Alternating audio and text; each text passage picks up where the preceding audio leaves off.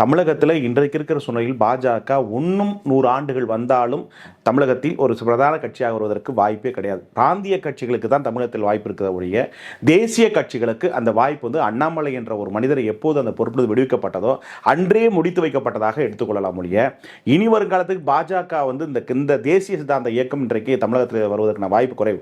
ஏன்னா சில விஷயங்கள் வந்து மக்களுக்கு தெரியாது, கட்சிக்காரர் தெரியாது. அந்த கட்சியினுடைய அமைப்பு செயலர் கேசவநாகம் என்ற நபர் ஒரு மலையாளத்தை சேர்ந்தவர்.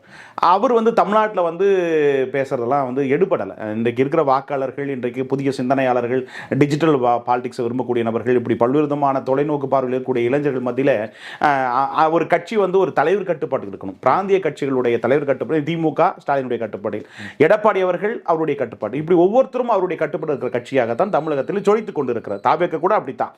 ஸோ அப்படி இருக்கிற போது இங்கே ஒரு தேசிய கட்சின்ற போது அண்ணாமலை ஒரு வந்ததால ஒரு சான்ஸ் வந்து உருவாச்சு. இப்ப மறுபடியும் அண்ணாமலையை பாஜக தலைவரை போட்டா கூட வாய்ப்பு இல்லை. ஏன்னா மீண்டும் அதே வாய்ப்பு இல்லை. சீசன் முடிச்சு ஒன்ஸ் ஒரு அந்த ஒரு மாயை இருக்கிற வரை தாங்க